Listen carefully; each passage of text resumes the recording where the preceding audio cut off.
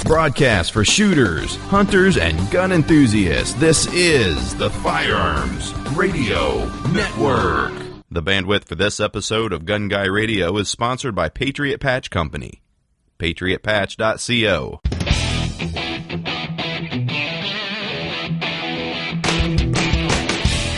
Welcome to episode 223 of Gun Guy Radio. This is a podcast that shines a positive light on the firearms lifestyle. I'm your host, Jake Challen, with co-host Zach Carlson. This is your weekly dose of positive firearms talk without the politics. Hey, Zach, what's up? Oh, not much. What's going on with you? Just, out burning everything in sight. Are you preparing for the apocalypse from last episode? Yeah, I think they're on to me, so I'm burning all my hard files, smashing hard drives. I was actually funny you mentioned that because do you watch the Jack Ryan show on Amazon? Yeah. Did you watch this season yet? It just came out. Yeah, I just finished it. Is this a spoiler alert for anyone that hasn't? No. It's not a spoiler alert, but I just finished it too. And I thought the funniest thing was when at the embassy they're drilling through some hard drives and they're using Ryobi drills. I'm like, okay, I use Ryobi drills because I'm cheap, but I can't imagine the government that can buy anything they want is going to have a Ryobi drill there. Well, they paid $10,000 for each of those Ryobi drills. Well, maybe Ryobi is passing on the savings to all of us then. Right? Huh. Maybe they were just part of that 18+1 system where they can have all their other accessories and tools. Yeah. So did you do anything gun related this week? I did not. I did order, I don't know if we talked about, I ordered a optic for, I got it right here. This Hollow Sun you highly recommended for my Glock what is it? MOS? Yeah. Yeah. Yep. Glock 17, I think. You don't even know. I have no idea what it is. Wow. I think it's a Glock 17 MOS. But, so far, it's still in the box, but it looks cool. So it's the 507C, I believe, right? And so it's the same one I'm running on my one of my guns. And I like it. I mean, it's a little bit bigger than a Trijicon RMR, but it fits the same footprint. That's the beautiful part about it, is because you can buy that one, and if you ever do want to upgrade to an RMR, because an RMR is double the cost, you can still do that, and it bolts in the same cut. So especially if you have a gun cut specifically for the optic, your gun has the plates on it, so you can switch kind of between a few different models. But I don't know. I think I see the 507's dot clearer than I do my RMR dot. Well, so I guess tell me, I don't know much about this. So it's got a solar panel on it. So how does that work?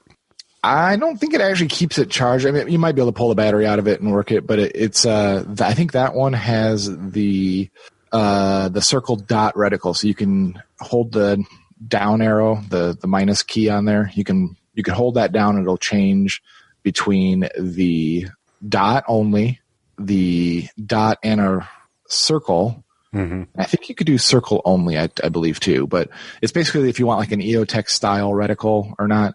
I personally find it a little bit too busy in the small window on a pistol like that to have the full circle reticle dot, but so I just run a dot only. And then if you hold the positive button, I believe it'll turn into auto dimming mode or manual control. Okay. It'll like flash. You gotta hold them. You didn't tell me it has this warning on it: cancer and reproductive harm. Proposition 65 warning, California. Well, I'm trying to tell you something. You have 5 children already, so I'm trying to sterilize you via red dots. So what'd you do in guns? I did a couple of things. I finally bought a light kit. I've been hemming and hawing over these stupid light kits. We have a really nice photo studio at work, and I've been kind of spoiled by it. But I have to drive 40 minutes to go use it on the weekends, and that kind of sucks. So I bought a cheap Chinese light kit off Amazon. And it seems like if you just search in like light kits on Amazon, they're all like the same cheap Chinese stuff. Yeah, there's a million on there. And I just gave one to Goodwill before I moved. Wish I'd known. Did you? I did. I had one just like this. Yeah, it's super cheap, but you know what? It's working so far. I got it set up in my garage, and I went and bought some backdrops and stuff today, at the fabric store, which, oh my God, do not go to a Michael's on a Saturday before Christmas. Oh my God. But I got it, and we got some vinyl and some cool stuff like that. But I just wanted to be able to take pictures in my garage without having to drive all the way out to my office. So did that. And then last weekend, I'm going to shoot again tomorrow. I was going to go today, but we had rain today. So I shot that Tikka T1X, the little 22 long action bolt gun with a little Bowers Biddy on it. Yeah, how was that? It's pretty good. I realized two flaws. I was thinking about upgrading the stock, so I pulled the stock off it to weigh it. And then as I pull the stock off it, I look at the trigger, and there's an adjustment screw on it. I said, be damned, it's got an adjustable trigger. Why did I shoot all weekend with this heavy trigger? Like, it was set probably for 3.5 pounds, somewhere around there, which isn't bad. But it was one of those things where it was super crisp and short, but, I just felt like you kept pushing pressure, and then boom, it'd fire. And for a gun like that, I want to hold the reticle and then just, pink and get it to fire without having to really make it fire. So I actually was able to adjust it. You can adjust it down to 1 pound, which is pretty damn light, or darn light, sorry. But when you run the bolt really hard forward, you could get the firing pin to follow. So I actually had to add a little bit of weight back into it. So I ended up at about 1.5 pounds, and that is plenty light. It didn't fire. I do the drop test on the concrete and all that, and run the bolt as hard as I could, and it would still stay all activated. So I think I'm good. I'm going to shoot that. And then the other thing this is a thing that I want to do a deep dive on rimfire stuff later, but people don't realize what parallax and scopes. So I put a 10 power scope on there, and it was not a rimfire specific scope, and it was not an adjustable parallax scope. So parallax was set for 100 yards in the scope. And what that meant in reality, when sighting this gun at 50 yards, I would either get the reticle to be crisp in my view or the target, but never both. And so it kind of almost looked like mirage looking through the scope. You'd see the target just kind of fade in and fuzz out. So I shot it, but it wasn't ideal. So I ordered a new Leupold VX Freedom rimfire scope. I'll have that coming, but I'm going to go take it out tomorrow and bring it with my 624 power Athlon scope. And that I just want to see the mechanical accuracy with everything in my favor, light trigger, good ammo, good scope. I'm going to see just what it can do. And then for reality, I'll put the 3x9 scope on there, because that 6-224 is just too heavy really to just shoot offhand. And it's not really ideal for what that gun is really intended for, but it'll be perfect for just knowing what the gun's capable of. And so I'm going to do that tomorrow. Cool. Yeah, sounds like a fun setup, or it will be once you get the optic. What's that Leupold run? I think the retail or the map is like $199 on it. It's a 3-9 by 40, I believe. But the cool thing is it's a second focal plane, so it's not really what I'm used to from other scopes. But it does have a reticle with a drop indicator built on it. So I think they're one MOA hash maybe, or they're, whatever the hashes are equal out to. They're in MOA, so not mils like the other scopes. But I think for that, I'm not going to be going way crazy with it. All I need to know is like 50 yard zero, what it is at 75, 100 or whatever, whatever the hashes end up being. And I'll just make a little laminated card that I'll probably rubber band to the buttstock or something just to know where those hash marks go. I don't intend to dial the turrets or anything like that. So cool. It should be pretty good setup when it's all said and done. And it's light. That scope is 12 ounces. That's what I was buying it for. Wow. Whereas the one that I'm testing tomorrow is like 26 ounces, I think. Something like that. Yeah. So it's a big weight difference. Well, Patriot Patch Company helps make this episode possible. Did you get your patch of the month? I did, and I was waiting for my light kit. I'm going to be taking photos tonight with your patches and my guns, and we'll make Instagram magic. Ooh. I just got goosebumps. I really like the turkey with the shotgun in its claws. Yep. Tactical turkey. Unfortunately, the patch of the month is sold out this month. So, but you can sign up. You and your bank account, right? You can sign up for the patch of the month here next week.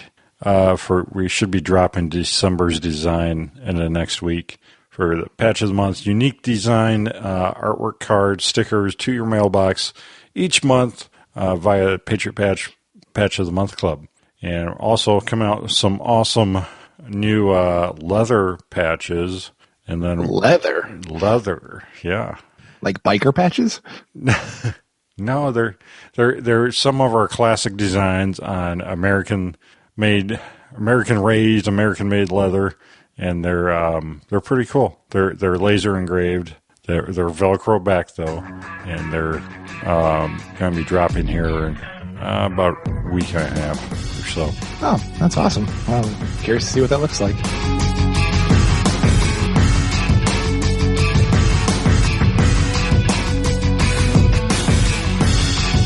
Right, let's get into the main topic, AR-15 Retrospective. This is Gun Guy Radio 223, so we had to do something AR-related. I was going to say, you're bearing the lead here. This is Gun Guy Radio episode number 223. Well, I did open the episode with that, so... Did you? Oh, I wasn't listening. Oh, yeah, there you go, episode 223. Yeah, I don't listen to you when you're talking in the beginning. I'm waiting for the radio voice to start off. So we're gonna talk about our first builds, kind of builds in between, and what current setups are like. And this is going to be a Zach heavy episode because Zach's had like 5 million configurations of every gun he's ever owned. And I spend the money so you don't have to. See, exactly. I go through all the mistakes. Exactly. All right. So Zach, what was your very first AR-15 build? You know, we grew up in dark times. Do you remember 1994 to 2004? Yes, the assault weapons ban. Yes, we were stuck in that. And we were in the days of expensive stripped AR lowers. I don't remember exactly how much they were, but they were not nearly as cheap as they are today. I remember they used to have cast AR-15 receivers. Do you remember those? They were like cast aluminum. And there was a whole rigmarole of whether cast or billet or forged were better. And cast is not even an option today. I don't even know. I can't think of anybody that sells a cast AR receiver at this point. I think that forged is so cheap these days that it doesn't make any sense for anybody. Yeah. But I had an AR lower, a strip lower, and it was really close to the sunset banning. Or the ban sunsetting, and I kind of just held on to it, and I was reading shotgun news every week. Every time we went to Walmart, and ran into town and went to Walmart, you'd buy the shotgun news where it was actually still a good magazine. It was packed full of awesome deals. Like, those are things that I wasted so many hours just perusing all the ads, and I would mark pages and then go back and forth and look at the two advertisements to see, okay, which one is actually a better deal and whatever. And I had found a company called J&T Distributing. And as soon as the ban sunsetted, I ordered the kit. It's, Palmetto kind of really makes this today where they sell kits where you just have to have the lower. It's everything but the stripped receiver, right? I don't know how popular that was back in the day, but I know J&T had it a lot, and that's what I bought.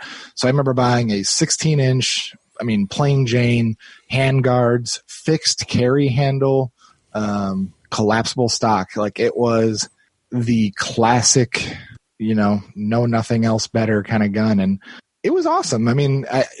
By today's standards, it was probably junk, who knows, mm-hmm. But I remember it being like $500, and it wasn't terribly expensive, and I remember it came in just like a Lego kit. Just nothing together. I think the upper was assembled. I think I might have paid extra for having the upper assembled, if I remember right, because I didn't have the tools or anything to properly install the barrel at the time.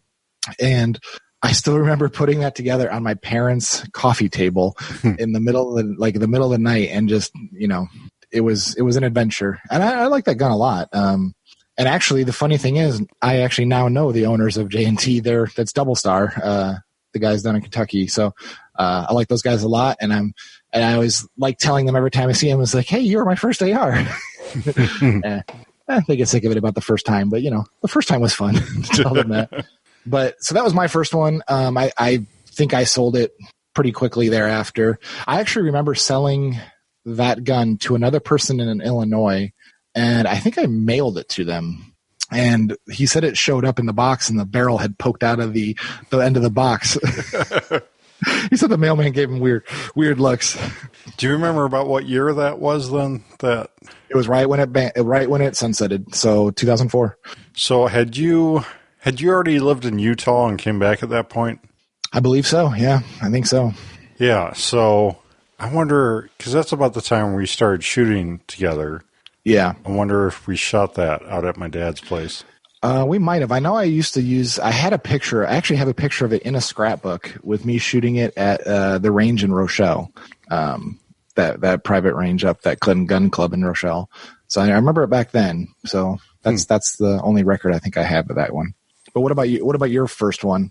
Let's go back and forth. Well, many people listening to this may have went on the journey with me on my first one because it was on the AR-15 podcast here on the Firearms Radio Network back in the day, where the very first one I built was actually, we outlaid it on the show, and I even did a how-to video for it that was actually pretty successful on YouTube, on how to build your first AR, and then we gave that away to a listener too, so that was a lot of fun. So you had to give away your first AR? That was supposed to be yours, and somebody clutched it from your hands? Oh, you sold yours. What's the difference? Yeah. It was a fun project. We had, companies donate some stuff to it. We had, that was during the time when, Obama was in, and it was super hard to find AR lowers. Yeah, I remember those days too. Super hard. And we actually had a listener that was, he was an FFL, and he happened to have like a Delton or something. And I think that's the lower we went with, because that was the only one at the time we could find. And then I forget what we did with that build, but it was a rifle length build, if I remember right. And it had a cool, like a bronze rail on it. But it was a cool looking rifle. But I really can't remember much about it. I mean, that was years ago at this point. Did you ever get to shoot it, or did you have to give it away before you shot it? I think I took it out and ran some rounds through it, and took some pictures of it, and then I had to ship it off. That was, I was trying to find what episode that was on the AR-15 podcast. I can't track it down at the moment. Maybe later I can. But then after your first and last AR? Well, after that, I started acquiring parts to, because at that point, Brownells helped us out with that build, which Brownells is one of the greatest places to go for AR-15 tools and stuff and parts. And so I had all the tools after that, and so I started to accumulate. This might sound familiar to some people. I started to accumulate lowers and uppers and barrels and parts, and never seemed to put it together. I just had parts scattered everywhere. When we were packing up to move here, actually after we moved, my dad was finding parts there. He's like, "What is this?" I'm like, "Oh, well, I guess I might use that someday." Like some stuff was like all rusted, like it was. You're like, "That's my stash. Yeah. My apocalypse stash." So I had all these plans to, and like some of the lowers I sold before I moved and stuff, but I never got around to building another gun, which kind of sucks. Like I even had parts to do a pistol build and a lightweight build. I had a polymer lower at one time, and I don't know. I just never, after I quit doing the AR-15 podcast, I didn't really have a time or reason to, make myself do it. So I ended up buying a Smith & Wesson AR-15, just their Sport 2 or whatever. Their sport, is that what they call it? The Sport. I got the one, I think the Magpul version, maybe. Yeah. But I don't even know. I'd have to look at it. But that's the one I still have. That's like the go-to home defense AR. Have it in a steel wall cabinet. That's pretty quick access combination, mechanical combination lock. But is it bone stock? Is it how you bought it, or did you change anything on it? Yeah, I think it's pretty much stock. You don't even know. I don't even know. I think I put a different grip on it, maybe, but Jake, are you that into guns? Not like you, apparently. I did put a Vortex Spark 2 on it or something like that. So there's a dot on it. But other than that, I just haven't really ever messed with it. And then we got the 22 version of it to them, Smith & Wesson M&P 1522. And I've probably shot that more than it, actually. How is that for you? Is it reliable and everything? Accurate? Yeah, it's accurate. The 22 version? Yeah, the 22 version. It is that the one? It seems to run best on like the CCI mini mags versus anything else. Interesting, because the same company that made my integral Scorpion also makes an integral 1522, and I thought about getting one, but if it's not accurate, they're not interesting to me anymore. And he says they're accurate, but of course he's going to say that they're accurate. So I'm not sure what that accurate to you and to me and to somebody else might all be different answers. So I'd like to try one before I buy one, because they all use their factory barrels when they build those integrals. Yeah, I mean,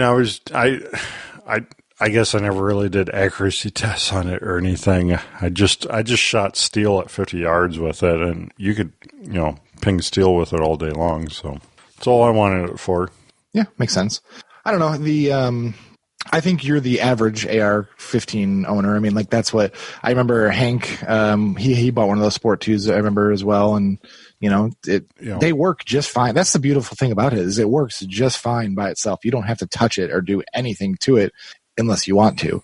And I actually bought one of those Sport 2s as well. I think I still have the barrel from it. And the rest of it got pieced into, I think I actually transformed it into a 224 Valkyrie build for an article. And then that's why the barrel was still off it, but everything else was swapped over from it. And it was good. But, the thing with ARs is I don't know if they're all that interesting anymore. Like, I don't have any real itch to build another one or buy another one right this minute. I don't know. They're not, the problem I have with an AR-15 at this point is it's not that quiet suppressed. Like, they're still kind of painful to shoot even with a suppressor on it. And I kind of like them quiet if I can help it. So my move this time is to start saving up for a Q Honey Badger, a 300 blackout AR pistol that they have. That should be hearing safe and fun, but I don't know. I think after my first one, I kind of went overboard and just, I would build things, but buy them and build them and just see what I liked or what I didn't like. And if I wanted to buy something else and I didn't have any money saved up, I would sell an existing one to fund a new one. And I did that for quite a while. But I oddly like the 20-inch classic Ace 2 style a lot. Like, I really do like that full stock, full length handguards, iron sights. I do like that type of gun a lot. I just don't shoot it very often. So every time I've had them, I've probably had 3 of them over the years. And every time I get one, I like it for a little bit, shoot it. Yeah, it's fun and everything. And then it just sits in the safe. And I'm not rich enough to have guns just sit in the safe and do nothing. Like, they have to, I don't have that much disposable income for guns. So I sell it and buy something that's actually more usable. But have you ever you've obviously shot that, because that's what your first build was, right? 20-inch. Yeah. You said rifle length. Right. Yeah. Mm-hmm. It's just something different about it. Like, they seem to shoot smoother, and I don't know, maybe it's just because of the weight and the extra gas length time and all that. Well, I've got really long arms and everything. I think that they just feel better, in my hands and everything. I mean, because I've shot really short ARs, like at SHOT Show and stuff, and they're not like really that great for me. Yeah, and that's where I've had a bunch of 16-inch, 20-inch. I had one 24-inch gun, which actually was a double star gun as well, and to me, that's just too long of a gun. It felt like a bazooka is hanging out the end of the front there. And there's no way to counterbalance a 24-inch gun, I don't think. I mean, you can put the heaviest buttstock on there, but man, a 24-inch, it was a bull barrel, stainless steel barrel too. Jeez. So it was like a piece of bar stock hanging off the end. It's tough. Yeah, need to just mount that on your Toyota Hilux or something. That's basically what it looked like. it was a cool gun. For me, it just didn't. It kind of lost application pretty quick on it. But I don't know. And I think I can't remember what year Palmetto State Armory opened. I want to say like 2007, maybe somewhere around there. I'm sure they have it on their website somewhere. But I think Palmetto changed the game on ARs. I do. There are so many PSA guns out there, and you could say they're crap, and yeah, that some of them might be crappy, but they've taken so much stuff in-house. Like, you would not believe how many companies they actually own and build a lot of the parts in-house, and they've had growing pains a lot, and it's an interesting company. The guy that I guess he co-owns it, maybe, I guess you call it, does all their T&Es. So I've had a chance to talk to him a few times on the phone, and he is like super Johnny on the spot. Like, he is not resting on his laurels and just sitting away on a beach somewhere spending the money, like he is in it. He's sharp as a tack. It's really interesting. Say what you want about PSA, but, I've never had a crappy PSA gun. Like, I've had a lot of them, unfortunately. And I still have one. I still have one in my trunk, but, I think the only time I had a bad one, is when I actually tried to make it better by sending off the bolt carrier for nickel boron. Is when we brought on a nickel boron supplier for Lone Wolf and, to try it. And I was like, oh, we're sending a test sample run. I might as well send the whole bolt carrier assembly too, right? Like, why not? And it came back. It was a gun that worked flawlessly. And then it came back, and it must have just added too much thickness. Yeah. And so I started to have tolerance issues, and it just did not work after that. And I had to dump that one pretty quick. But, I've had really nice guns, and I've had really cheap guns. I mean, I've had $300 PSA guns. I've had Franken builds where they're just pieces and parts, and, kind of cross your fingers and hope it doesn't blow up in your face. And I've had Daniel Defenses. I think the gun I have now is probably my most expensive one. So my current gun, my main high-end gun, is a Primary Arms Mark 111 Mod 2. And I wanted a pistol, but I didn't want super short where it wasn't actually effective anymore. And so supposedly this 11.8 inches or something like that barrel length. Yeah. And it's supposed to be really good. And they're a local Idaho, well, not local, but they're an Idaho company down in southern Idaho. And I knew this gun was going to stay suppressed pretty much from the day one. And so I really wanted a piston gun, and just, I don't know if you've shot suppressors and you've seen all the smoke come out in the back and everything. And, they're kind of a bear on that. But so the Primary Arms gun is a piston gun, and it's just beautiful. I mean, I don't know. I think Primary Arms' website is totally short shifting their own guns. It showed up with features I didn't even realize it had. Like, just, there's not enough detail on it. And I wish, they would spend some more time and money in their website and make it actually, show all the cool stuff you're getting, like the ambidextrousness and just all the little details of, screw tension adjust. Well, I guess a lot of guns have the tension between the upper and lower now, but using, threaded, I'm lost for words, not a roll pin, but using a threaded plug instead of that, what is that called? A set screw. Thank you. Set screw. And not thank you. You didn't say anything, but a set screw in place of a roll pin. I'm sorry. I'm enthralled. I'm enthralled with Brownell's website. I'm going to go on a sidetrack here. Brownell's, they have on anything that could be a restricted item on the product page, it has a thing that says, "Can we ship this to you?" ? And then you put in your zip code and you hit check, and it'll say yes in green, or it'll say no in red. So, like, before, being in Illinois, like, everything always said no. But now I can't help myself. I have to enter my zip code every time so I can see it says yes in green. I can have. I'm surprised they just didn't put a question mark, like, where? I don't think mail goes there. They have gun stores out there? Okay, whatever. We'll just drop it off and somebody will come get it. Anyways, sorry. But no, sorry to interrupt. The Firearms gun, it's really nice. It has a gas piston in it, so it has this. They give you this little tool that you can, or you can use a bullet, but right where the gas block normally is, there's a cutout in the rail, and you can pop it to 3 different settings for suppressed, unsuppressed, and kind of like hard use, whatever. So a few different settings. I just leave mine unsuppressed and it works just fine. Seems to run clean. Seems to work fine with the suppressor. I don't really notice it getting super dirty like I did before. You still get a little bit of gas blowback. I don't think you can get rid of all of it, but it's a lot better than a gas gun. But that one I like a lot. The only thing I didn't care for, if you see the picture with the brace they use, the pistol brace they have it's very sturdy. I'll give them that. It's called what is it called? The pistol storage device, I think. PSD is their stock on it, or pistol brace. It's intended, so it uses like it's intended to be able to put a magazine in storage under the pistol brace. So it kind of looked like a bullpup almost. Retarded. That's almost as bad as having a brace or a stock that holds a Glock back there or something. Yeah, I don't get why they do it. Only thing I could think of is they got the right price point for it, but I'll give them that. It does feel very, very sturdy. It does feel light. I mean, it feels like a stock kind of, but it just feels a little bulky to me.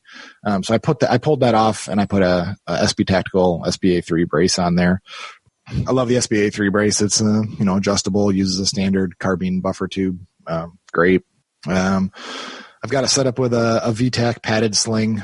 I like the VTAC padded ones just because it doesn't cut into your neck very much or anything. And then it's got that quick release buckle, so it's got a little tab of webbing there that you just grab with your hand, and you can cinch it up by pushing forward or loosen it up by pulling back pretty quick.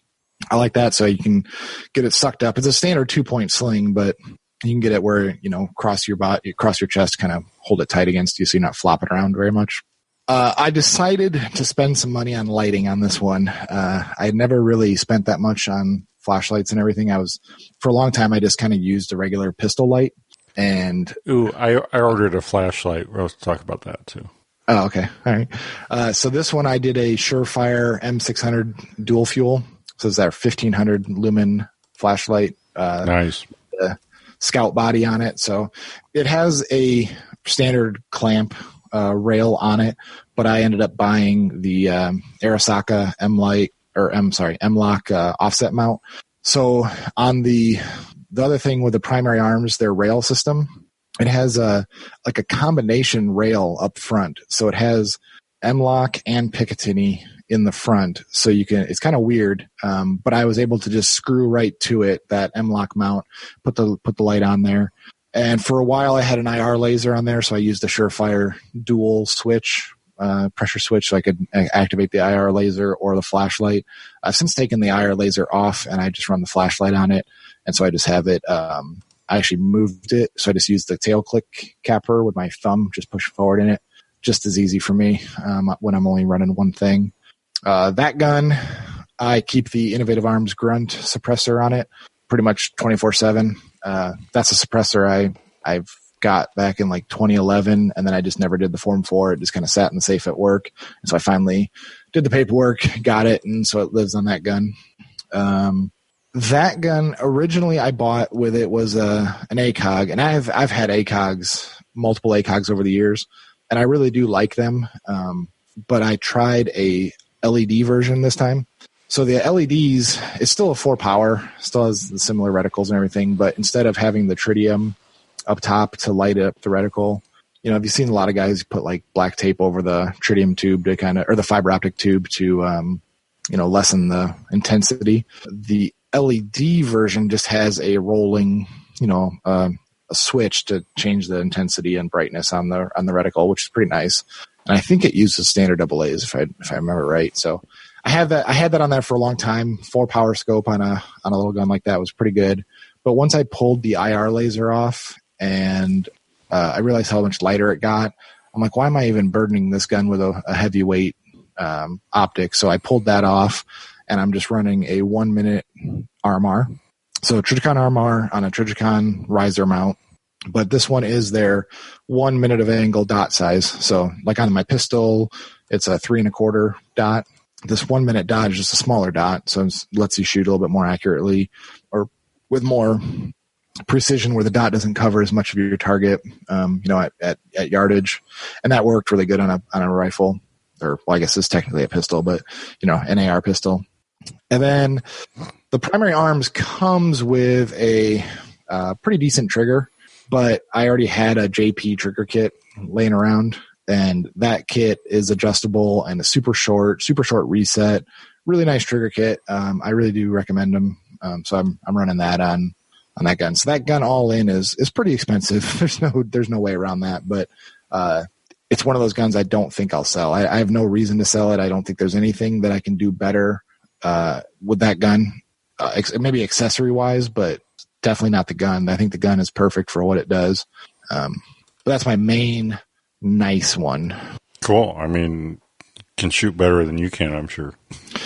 Oh yeah, I'm sure. I probably should throw an actual optic on it, like a real scope, and really put it on paper just to see what it'll do. But if it doesn't do well, I don't want to cry. So maybe I'll just leave it alone. It does what I need it to do. Don't say that. It's funner just to throw all this money at it and make it look cool. Yeah. Well, it's funny you say money. I used to have this as my quote unquote trunk gun.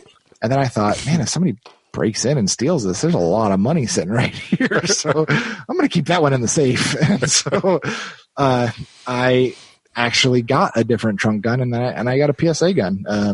It's a 10.5 inch AR pistol. It's not as fancy. It doesn't have the, piston system or anything on it, but it's got an M-LOK rail. I went a little bit cheaper on the light on this one too. I went with a Streamlight HLX 1000 lumen weapon light, and it does have a tail cap switch on it. So I kept that on that one just because I had a single button, or the other one had a dual setup on it. It works good. I had a little bit of weird issues where, like, the tail, how the tail cap, the wire comes out of the tail cap, and it's got like a little, like a swivel on the back that you should be able to turn so the cable doesn't get bound up. Okay. If I would turn it on and I'd swivel it a little bit, it would like intermittently cut it in and out. So that kind of worried me a little bit, but I think I got that licked now. But it's a good light. It doesn't, it's one of those things like, is it as good as the Surefire? Probably not. It's also a lot cheaper than the Surefire. So, you kind of get what you get kind of thing.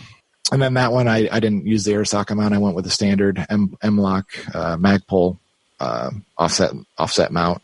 And it's another one of those things where it's like, it's good. Is it as good as the Arisaka? No, but it's also cheaper. Like, everything comes with a price, and it just depends on how good do you want your budget to be for this stuff. And so I did that. Same thing with the optic. I'm using the Holosun 510C. Now, the 510C has the same reticle style that's on your little 507C there. It's just a bigger body. It kind of looks like an EOTech style, with a bigger window, bigger body. It's got a QD mount built into it. It's got a rail. It's already the right height for an AR. I like it. This one is also green, which I thought I would like a lot better because I like on my ACOGs and everything I did green. But for some reason on the Holosuns, the greens seem to have a purplish tint glass, and I don't like it as much as the reds. I see it better, but I don't really care for the glass tint as much.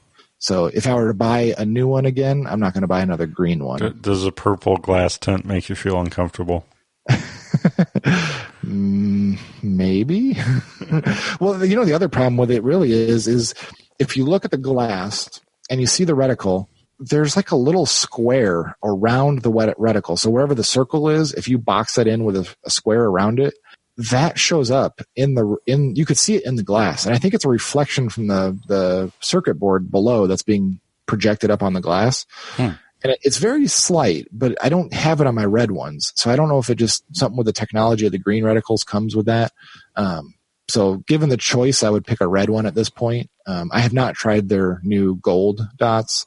I think I played with it slightly at SHOT Show last year, but I didn't really think about it enough to really take a mental snapshot of what it looked like. But the 510C is totally fine for that gun. I don't feel like it's limiting in any way, but I just run some cheap Magpul flip-up sights on that one. I use the same VTech sling as I do on the other gun. That's a constant.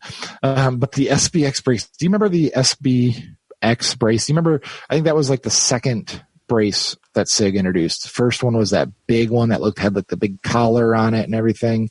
Do you remember the first was it SBS brace maybe?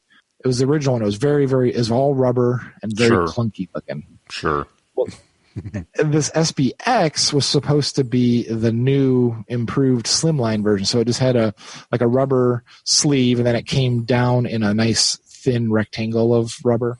Mm-hmm. Well, I did the ultimate sin with gun parts is I didn't sell an item before it became uncool. So I got stuck with this SBX brace. So I had it in my junk bin for a long time. And when I removed the pistol brace from the primary arms gun, I took the SB3 that came on the PSA gun. So I needed a brace. I could have just put the pistol storage one on there, I guess, but I had this SBX and I was like, oh, it's perfect. It's a trunk gun. It doesn't get shot a ton anyway. So I put that SBX brace on there. And actually, ironically, it's pretty comfortable. It's a little bit heavier, and it doesn't look as neat as the SB tactical braces these days, but it totally works. So I left it on there. And then that whole gun gets stored in a 511 M4 shorty bag. So it's like a backpack strapped rifle case basically, and it's just long enough for about a 10.5-inch gun. They do make a longer version that you could put probably a 16-inch gun in or a 10.5 with a suppressor on it, but it doesn't look like a gun bag from the outside, so it looks really good on the trunk in case the trunk's open while you're loading groceries and somebody walks by or something. It works really good. And then if you need to, you can just grab it by the grab handle and pull it out and throw it on your back if you need to. And I really like it has a stiff board in the back, so you don't feel the gun on your back. Like any kind of lumps or protrusions from the rifle don't translate right into your back, which I really like. What color do you have? I have the green color. I don't know what they call it. They don't use a tarmac? Maybe black or night watch? Not night watch. Night watch is blue, right? Yeah, I think so. Although I click it and it doesn't show the right image. Way to go, 511. Yeah, so I like that bag quite a bit, but I've got it in the green color, but they have black and some other colors too. But I feel like I've talked a lot. Do you want to talk about another gun that you have or had? Don't have. What do you want to build next when you actually, can build one again or buy one again? I'm not sure. I really dig some of Brownell's pre-built ones. The retro guns? They're retro series. I mean, those are so cool, and sometimes they run pretty good sales on them. So that might be something I look at. I'm not really sure what I want to build because you mentioned something before how ARs have kind of lost their luster to a lot of us, I think, because I don't know, the mid 2000s, we had all, you mentioned PSA and all these other great companies that came around that just showed all this innovation, not really just for the gun parts, but innovation as far as how they sold online, how they bundled things, how they had sales. And there was so much excitement around that.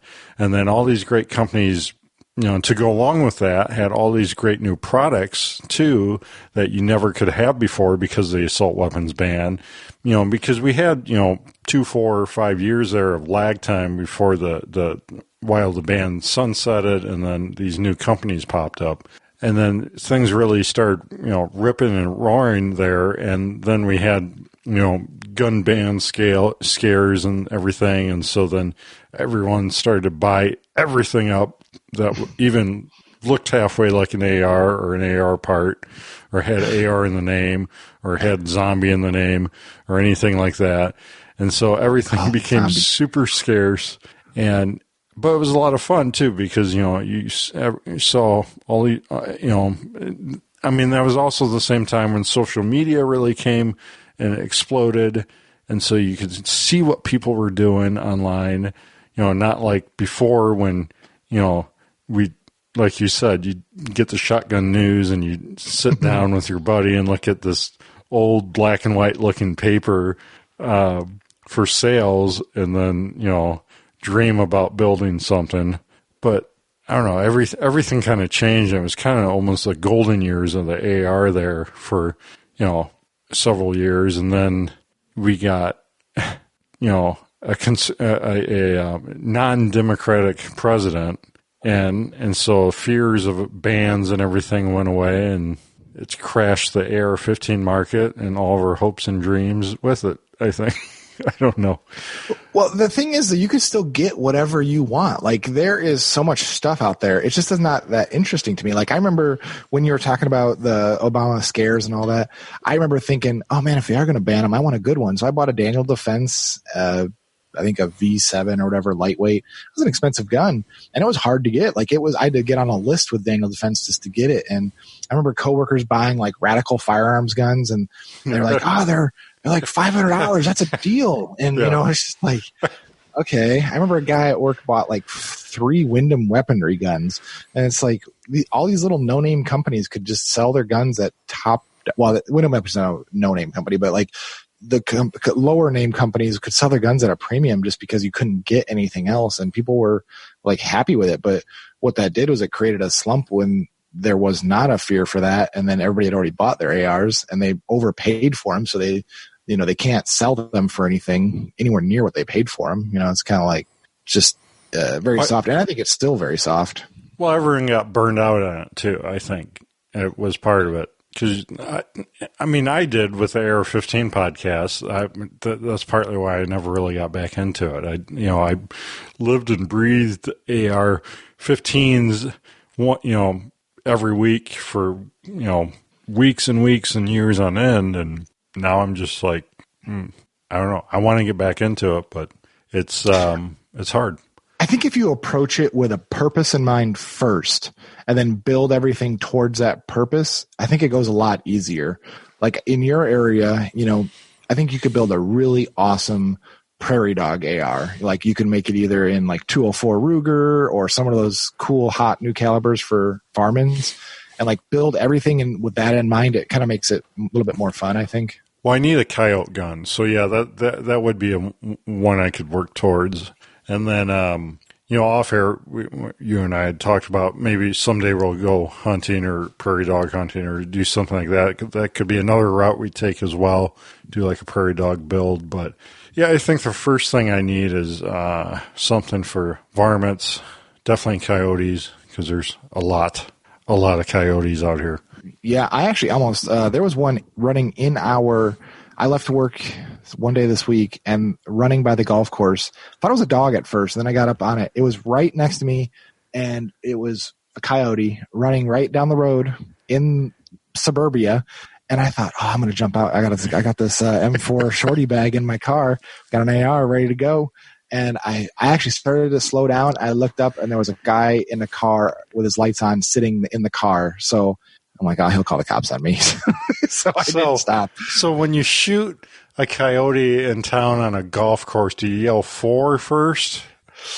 Probably would help. I think I just swing it like a golf club first. And then when the cops come and say, I thought it was my golf club. Sorry. And do it that way. But no, it was crazy. I've always heard them in the back out here in the fields, but I never heard them or never saw them that close in daylight. But yeah, I think if you did a varmint gun, that would be good. That's a perfect trunk gun. Trunk gun setup is just get a thing of golf clubs at a garage sale and like set it up so like the middle fits your rifle and surround it with golf clubs. So and then like glue. That's what you need. A golf club brace. That's your new product. So that when it's slipped in the golf club bag, it just looks like another club. But you pull it out, and the end of the club is actually the brace. Okay, well, there's your next Patriot Patch Club product right there. I don't know. I only have one other AR at the moment, and I can't think of a really good reason I have it, quite honestly. Wait. Like, Zach, are you saying you only have 3 ARs? Currently, are you yes. even into guns? Says the guy with one. Well, in this one, I actually bought the Sport 2 that you have and the Springfield Saint when the Springfield Saint first came out, like the very first one with the plastic handguards, everything. And I had them both, and I quickly basically threw everything away on the Saint and upgraded everything. So right now it's basically a Saint. But they didn't have any other models out. So if I was going to buy another one, which I don't think I would because of the whole Springfield Armory thing, but if you're going to buy one, they have the Victor model out, which already has all the upgrades in it. So I'd probably just buy that one. But I put a Midwest rail on it, a super lightweight rail. And I think they actually discontinued that one. So, but it was a lightweight one where it had just a little bit of Picatinny on top in the front for like a front sight post. Then it went smooth between, and then it had it in the back. So it was, and it had M-lock, so you could put anything, but very, very lightweight rail. I really liked it. But it was really boring in black. So I sent the whole thing off to Pike over at Mod 1 Firearms, and I had him spray it in tungsten Cerakote. It looks really good. Still got all the factory BCM furniture on it and stuff that it came with. And it looks really good. And then I had a Geisley National Match trigger already from a different gun. So it's too expensive of a trigger just to throw away or, to sell cheap. So I put that in that gun. It's really nice. It's like a 2-stage, fully adjustable. You can adjust both stages, everything, and it's super, super adjustable. It is a really nice trigger.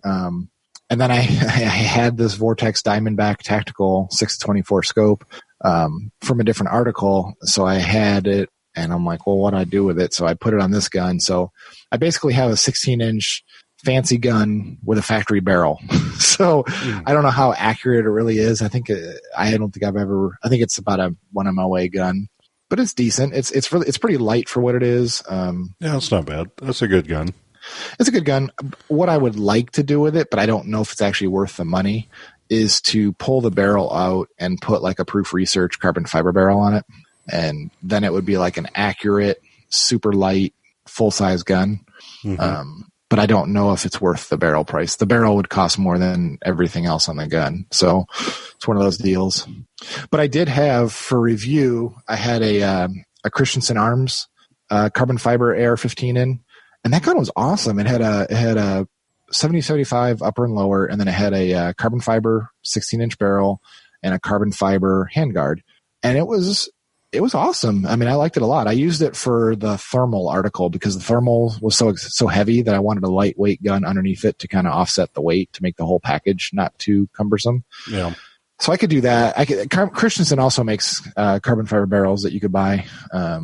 But I was trying to get a proof because I hadn't tried a proof yet, so I could kind of compare and contrast the two companies. But I don't know. That gun I think I'm just going to kind of leave alone and just kind of deal with it as I need it. I might even pull that scope off for other testing as I need it. So, it's kind of an extra gun around. You mentioned your pistols, or not pistol. Is it the primary arms? It's a piston. Yeah, that's a piston gun. It's a pistol and a piston. It's an 11-inch barrel and that's right. Yeah, I think I have the upper for a pistol set up somewhere in a box. So all you need is a lower? Now that I think about it, well, I have a lower.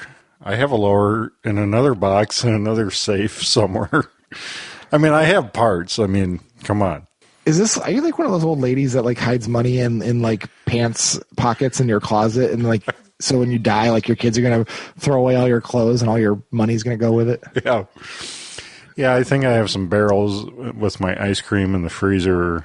There's some, there's some, lower parts kits under my mattress. They're just everywhere. The only problem I have with just accumulating parts like that is like everything's so cyclical that it's like, there's, by the time you buy something, well, it's like suppressors. Suppressors are the worst. You buy one, you put the paperwork in, and then by the time your paperwork comes back, there's a newer, better suppressor out. And like, why did you have that old junky one? Same thing with AR parts. I know. To stay up with the fashions of the firearms industry is just awful. Just awful. It actually is, quite honestly. The best thing that anybody could do is to buy something and then like delete Instagram.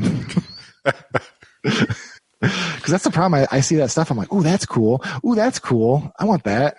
What I would like to do one of these days is, those, have you seen the Aero builders kits where they do with a nice Cerakote paint jobs that are all matching, where they do cool themes? I think that would be cool to buy one of those and build a whole gun based on that. But then again, what am I going to do with it? Like, see, you just need to go back to your shotgun news, and just go back to the basics. Be a lot happier. I have actually thought about building another iron sight carry handle gun. Mm-hmm. They are pretty cool, but you're noticeably slower with them, like it's definitely, there's a reason we all use red dots nowadays.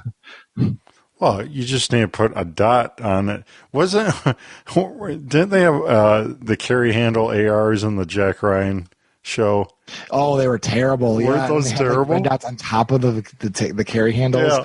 Oof. Yeah, they had some rough pistols, and he's holding a gun to a guy's head that's supposed to be a Glock, and you could see the back of the gun, and there's no cover plate. It's like a solid rear slide. That. It's like, I believe you might have an airsoft gun right there. Yeah. No, those ARs, I'm telling you, Zach, that's the next trend. You need to mock one of those up. Well, did you see, you said you like those retro line Brownells guns, and I actually do like those too. Did you see that they came out with the 4-power retro scope? So it looks like the old carry handle scope that you mounted in and bolted through the little hole in the top of the carry handle. It's 4-power, but it's all modern internals. Mm-hmm. Yeah, those are pretty cool. I saw someone post on Instagram. That's pretty ingenious, I think. Mm-hmm. Yeah. And did you see the other one that they have? Is they have that... is it the AR 180 uppers where they're they don't need a buffer tube or anything. They're all contained in the uppers. No. Like the older school is of the Armalite AR 180 style uppers, I believe. I probably have that wrong now that I'm not looking at it in front of me, but that's pretty cool too. I think they make a 10.5 inch and a 16 inch version of those. That'd be a neat one to build too. Yeah. I don't know. There's a lot of cool stuff out there. I think I need to lock down what I want to do for like a coyote gun. I got to figure out can I shoot coyotes in the dark with night vision and stuff like that? I don't see why not. They're not really a game animal, so they should be fine. Yeah, I have no idea. I'm in a brand new state. I need to do some research on stuff like that. I think it's innocent until caught, right? Right. If you start getting into night vision hunting, then that's another topic. And if you think you got money problems now, wait till you start getting into night vision. Well, I'm not into night vision yet. I don't know. It's so hard to light things up out here. That doesn't I have a few LED flashlights that are they're pretty good, but like I had to order something. I haven't got it yet, but I ordered one of the Olight Warriors. It's a 2,000 lumen light, and it's supposed to throw 560 meters. So I'm going to test that and see if it really throws that far. I think it'd be pretty cool if it does. It's an Olight light? Yeah. I've got an Olight on my backup home defense pistol, and it's been good as far as how much I played around with it. I like their charge system on it. It's like a magnetic locking cable, right? I don't know. I don't know. I've never actually held or touched an Olight, but I just every time I see their media blitzes where you could see who they've got paid off, it just to me it's just it's awful. No, thank you. Yeah, it's awful. I think they're one of the better Chinese lights on that lower end of the spectrum, but that's quite the sliding scale you got. Is what it is. Okay, Mr. Streamlight. I don't think Streamlight Chinese. Well, I think they're all made in China, probably. But wow, yeah. I've had pretty good luck with Phoenix, actually. Though Phoenix is another Chinese brand by far. I've got a 800 lumen or whatever. These are old flashlights. I still have a AAA keychain light that's on my keys.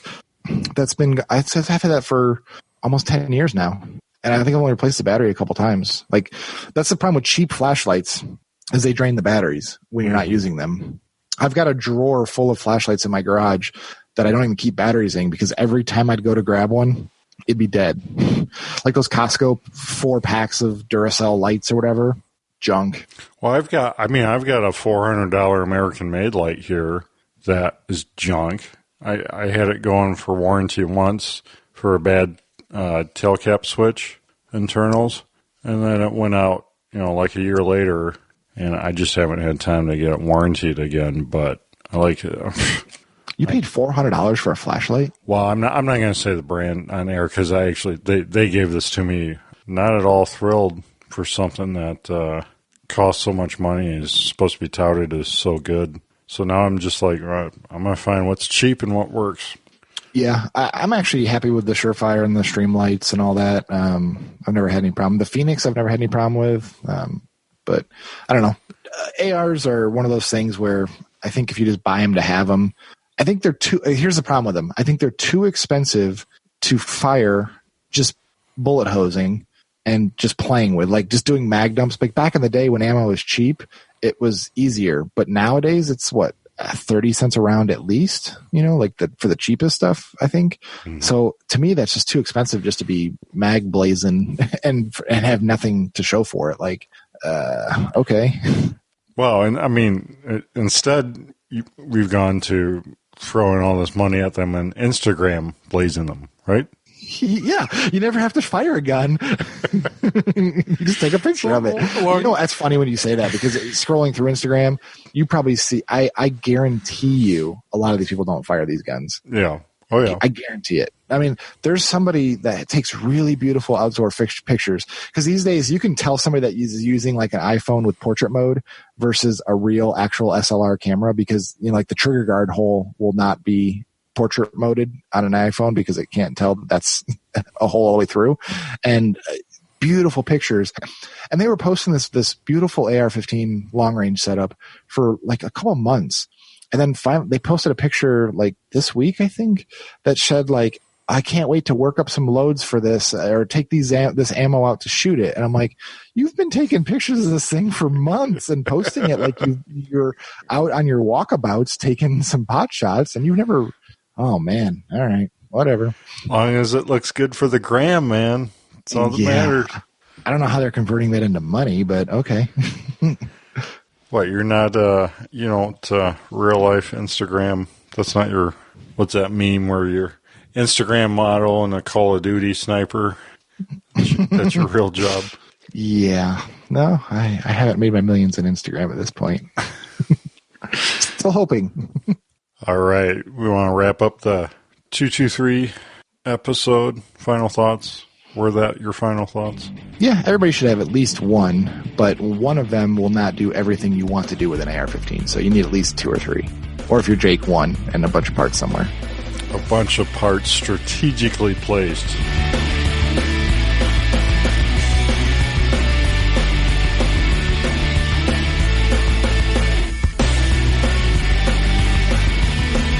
Patriot Patch Company helps make this episode possible.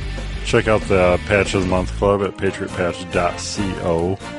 Unique designs, exclusive designs delivered to your mailbox each month, only at patriotpatch.co. Also have some new designs. Click patches at patriotpatch.co to see the newest designs. Ryan Cross, Hunter of Design. If you're looking for awesome artwork, design, website design, check out Ryan Cross at hunterofdesign.com. And Zach, where can people find you, your articles, and videos? Instagram, YouTube, and Range Shot for most of them. And I have noticed that a lot of people are commenting on the YouTube, so I do appreciate that. It's nice to know that people are actually watching something that you're making. Oh, shout out to TJ. He heard last episode where I lost my XD mags, and TJ, there, I guess two points here. He was throwing out some XDS mags, and so he's sending me some. So how awesome is that? So thanks, TJ. And he also posted, I think what you laughed about, he also posted a solution for your pantry, Zach. I did see that. It does make sense. For most of my stuff is not canned goods, but yeah, then it does make total sense, though. Yeah, one of those... Like a gravity feed thing, right? Yeah, gravity feed, canned good organizer, which is pretty cool. I always wanted to do one of those. I never built one in the last pantry, and then the pantry I'm building out now is too shallow, really, to do that in. But it's a pretty cool idea. So you can reach us at gunguyradio@gmail.com. Shoot us feedback there, and don't forget to check out all the other awesome shows here on the Firearms Radio Network. Well, like the AR-15 podcast, right? Yeah, I can't believe it's still going. Check out the AR-15 podcast. We'll see you next week. Thank you, Zach. See you. Thanks.